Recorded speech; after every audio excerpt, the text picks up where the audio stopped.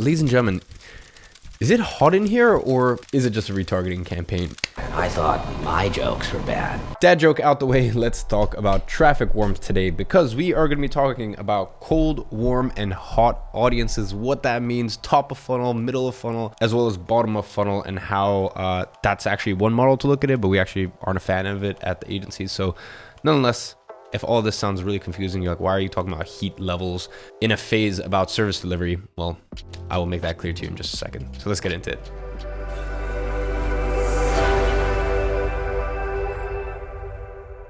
Today's module is called traffic warmth. Now, in today's teaching, we're going to be going over cold traffic, warm traffic, hot traffic, thoughts on bottom of funnel, middle of funnel, as well as top of funnel, and how these all come into play in the ads and where it makes sense.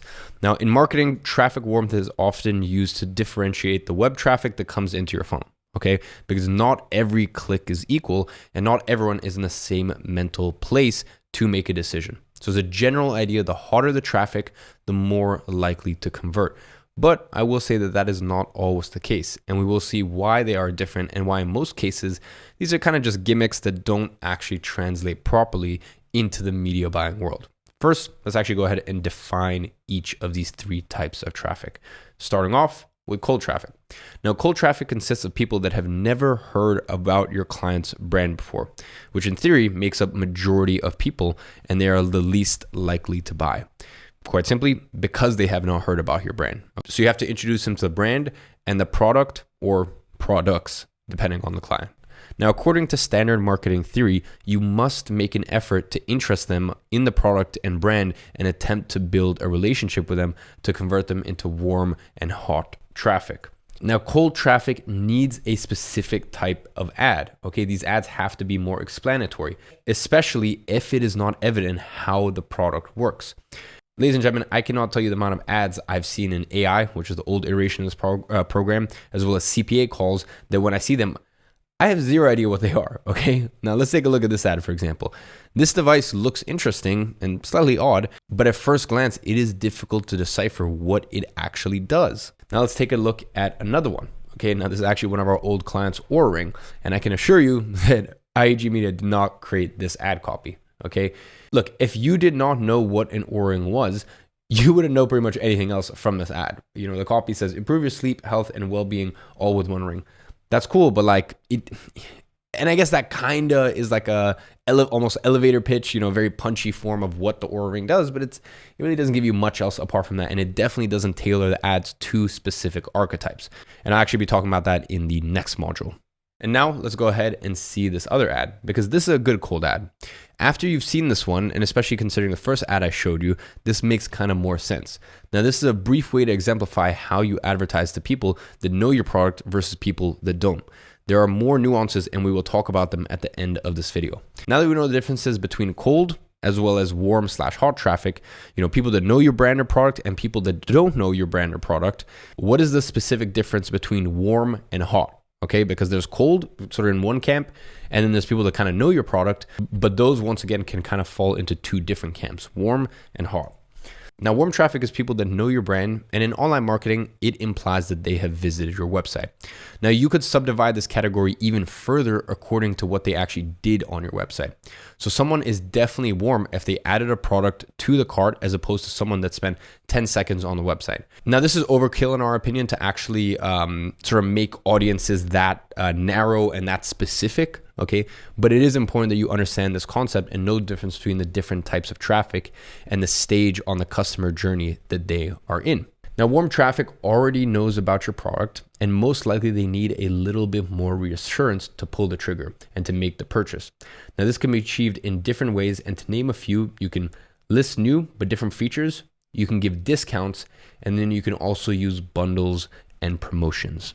The next thing is a different angle, okay? A different storyline more relatable to that customer will make them complete the purchase. Now imagine you're a cyclist interested in the Aerofit product and you got into the brand after seeing their CrossFit ad, but you're not really ready to buy just yet. Then you see this ad, okay? Because the thing is, when you see this, it finally becomes, relatable and personal to you. Now you see someone at the top of your sport using it, and all of a sudden you've made your choice. You feel understood and you feel as though the product is tailored to your needs. This is why variety on the angles is important.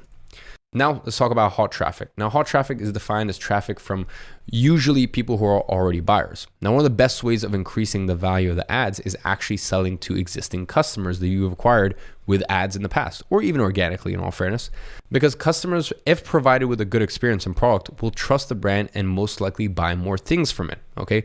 Think about it in your daily life. You usually rebuy things you're already familiar with and are more likely to buy something you already trust. Why do we keep buying iPhones or the clothing brand we like, or for example, keep going to a restaurant that we like? You only have to pay once for a customer, and that's where the real value of a customer comes into play. And this is the lifetime value. Now, some brands take this to the extreme, like software and subscription companies or companies with very long-term visions, and especially those with VC money. They are willing to go at a loss to get customers because they know its value in the future. Now, this is also not to say that you can't make money on the front end, because most of our clients do make money on the front end, okay? There are brands with 1 to 3 products that do not depend on return customers, although this is always great because it comes with greater sort of back-end profits. Now, when it comes to hot traffic, you don't really want to be spending much money on advertising to your customers. And by the way, because the audiences are pretty small, you won't, even if you wanted to, you wouldn't be able to spend a lot of money on sort of advertising to hot traffic, okay? But there are specific tools like email marketing, SMS, and organic that kind of come into play more when you are dealing with hot traffic. Now, when it comes to hot traffic, some people define it as people that are close to the purchase. Well, if that's the case, you want to apply the same strategies that we discussed on the warm section, giving that last extra push to the prospect and making them come to the buying decision. Now, one of the very common strategies we see, and we pretty much always find this in the ad accounts of clients that have joined and decided to work with my agency from other agencies that they worked with previously, is the whole idea of sort of bottom of funnel, middle of funnel, and top of funnel strategy, which kind of goes something like this, okay? There's a top of the funnel. Okay, now the top of the funnel is completely cold traffic. On the ads, this means interests, lookalike, and broad audiences. And I've actually created dedicated modules for each of those. So, you'll find that. Now, the messaging is always around awareness. And I decided halfway through the sentence that I would just stop typing. And this kind of relates to that whole strategy that I kind of touched on in phase 6, but the first section of phase 6, which is like, oh, let's do a bunch of brand awareness campaigns. And then from there, we'll retarget sort of later on in the funnel sequence. And this is really what that whole top of funnel, bring a bunch of attention to the brand, and then from there retarget, and a whole bunch of you'll see all these funny markety flows and, make it look all like superficial and complicated and stuff like that. Then we have middle of funnel. Now, middle of funnel is usually referred to as lighter retargeting, and it is composed with audiences that are not as close to purchasing. Now, these ones include people who have engaged with one of your ads, for example, followers on Instagram or the Facebook page, people that have seen certain videos. Okay, so for example, that could be an ad.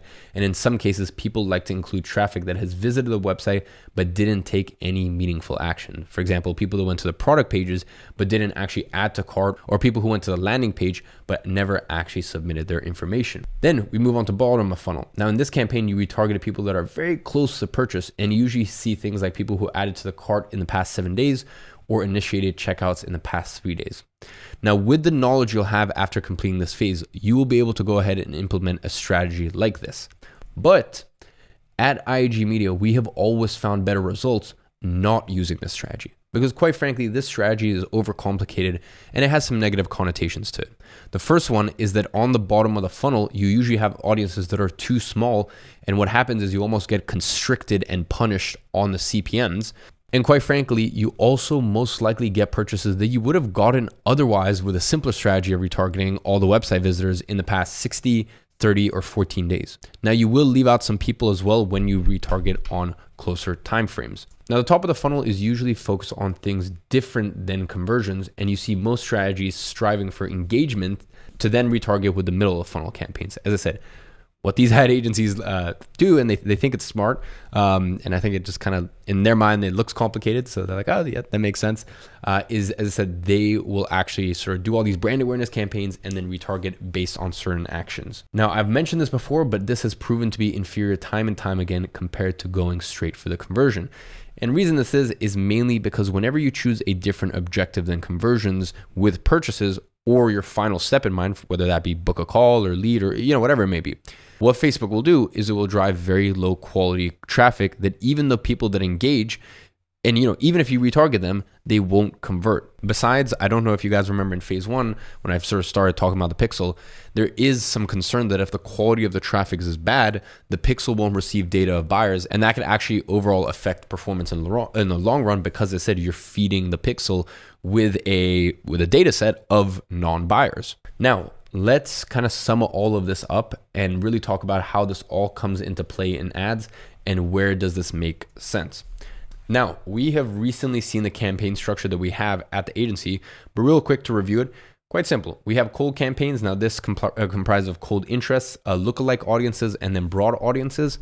Then inside of our hot campaigns, or we refer to as retargeting campaigns, we have all website visitors, as well as people who have engaged with any content.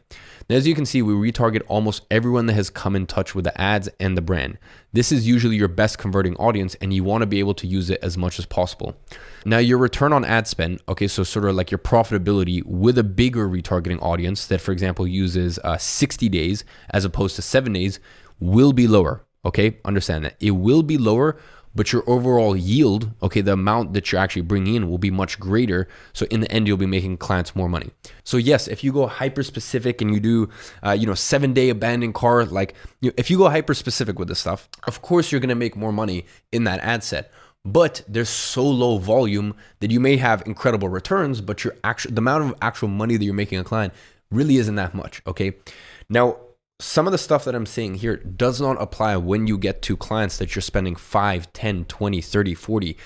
I don't know what it's like past 40,000. We never worked with a client more than 40,000 a day in ad spend, but we know for a fact that, from $5,000 to $40,000 or pounds a day in ad spend, clients like that, we are actually more specific when it comes to ad sets and the retargeting, okay? But that's because they have enough total volume in order to afford that luxury. Now, what matters more after reviewing all of these concepts that I've showed you here today is that they hold true for the messaging and the marketing angles. Now, you can get away with using the same ads for cold and retargeting, but chances are that your results will improve if you have messaging that makes sense for each group. And I've already shown you ads that follow this idea and make sense for each type of audience. So my best advice is that you make unique retargeting copy and creatives as well as unique cold ads. That way you tailor the messaging to the warmth of the audience and in turn improve your results. Now, as a rule of thumb, keep in mind that for cold audiences, you are presenting the product and you have to explain how it works and why someone should get it. Usually, this is done better through a video. Now, for warmer audiences, you want to improve the offer, show other features, testimonials, or make the brand look more professional and trustworthy. Now, on this later point, there is still some hesitancy of people buying things online, so you want to show how everything is legit. Now, as a final piece of advice, you can also switch the landing page of the cold versus retargeting audiences. So here are some examples. For cold, on some of the stores, you send traffic to a catalog page, and then on retargeting, you send people directly to a product page. And then another example is for cold with info products, you send people to an opt-in page, right, for a VSL or a webinar or a case that, whatever. Whereas for retargeting, you send people straight to a sales page or, for example, a booking page to book in a call. Now, your action items for today is I want you to go to the ads library of your 3 favorite brands that ideally have more than 20 ads running, and just identify which ads that are running are for cold audiences and which ones running are for retargeting audience. So ladies and gentlemen, that is warm/hot audiences and cold audiences and how the two interact. I know for some of you, this may be a bit of a basic concept, but hopefully this has shed a bit of light as to our opinion on how we look at the warmth of traffic, and then especially how we look at that very differently to this whole idea of like bottom of funnel, middle of funnel, top of funnel. And on that note, make sure you follow that action step, and I'll catch you guys in the next one.